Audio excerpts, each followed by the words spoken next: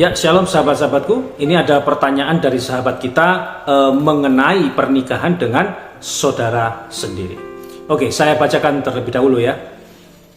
Selamat sore Pak. Menurut Kejadian 20 ayat 12, Abraham mengatakan bahwa Sarah itu adalah saudaranya satu ayah tetapi beda ibu. Apakah yang bersaudara satu ayah itu boleh menikah? Terima kasih. Ya, oke, baik. Singkatnya begini ya. Dari sudut pandang Alkitab, yang bersaudara satu ayah itu tidak boleh menikah. Itu singkatnya begitu. Tapi akan saya coba jelaskan ya. Dalam Kejadian 20 ayat 12, Abraham mengatakan bahwa Sarah adalah saudaranya satu ayah tetapi berbeda ibu. Nah, hal ini akhirnya menimbulkan pertanyaan, apakah yang bersaudara satu ayah itu boleh menikah? Nah, jawabannya adalah tidak boleh. Dalam Alkitab ada larangan untuk menikah dengan orang-orang yang memiliki hubungan kekerabatan tertentu. Nah, larangan ini disebut sebagai larangan nikah sedara, atau kalau di dalam bahasa Inggrisnya kita kenal dengan incest. Nah, larangan nikah sedara ini ditegaskan dalam beberapa bagian Alkitab. Nah, contohnya seperti di dalam Imamat 18 ayat 6 sampai 18 ya. Nah, di mana ayat-ayat ini secara khusus melarang hubungan seksual antara orang-orang yang masih berhubungan darah, seperti ibu, anak, saudara, bibi, paman, keponakan, atau sepupu.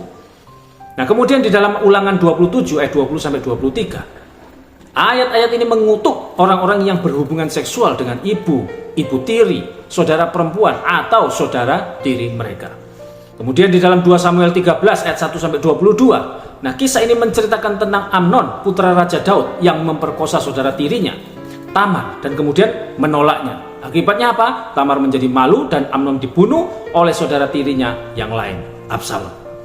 Kemudian di dalam 1 Korintus 5 ayat 1, ayat ini mengecam seorang pria yang berhubungan seksual dengan ibu tirinya.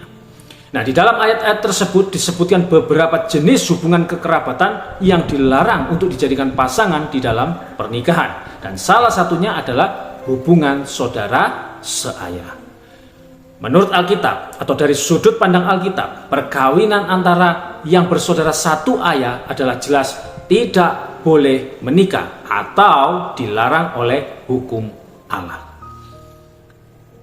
Dalam Imamat 18 ayat 9, Tuhan berfirman, mengenai aurat saudaramu perempuan, anak ayahmu atau anak ibumu, baik yang lahir di rumah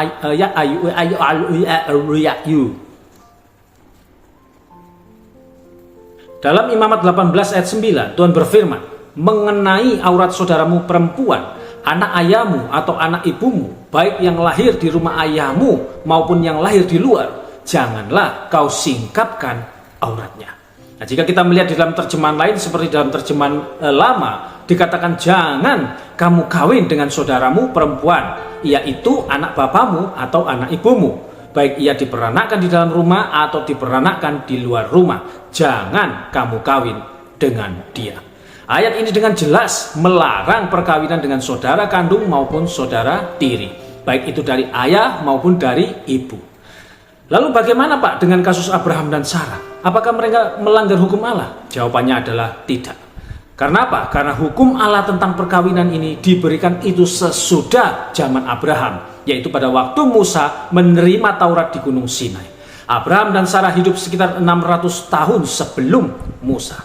Pada zaman Abraham belum ada larangan perkawinan antara yang bersaudara satu ayah.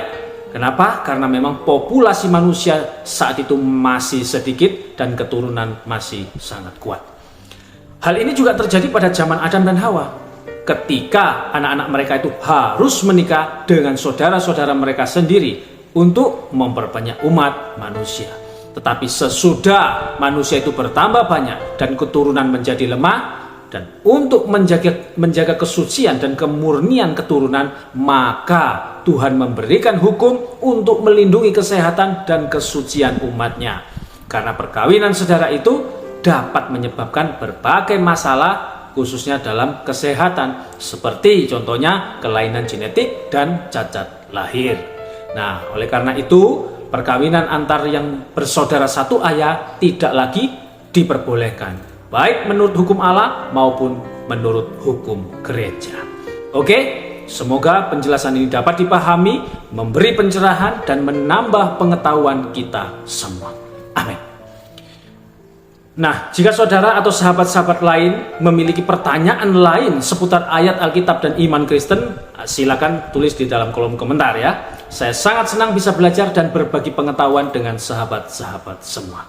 Terima kasih, Tuhan Yesus memberkati. Shalom.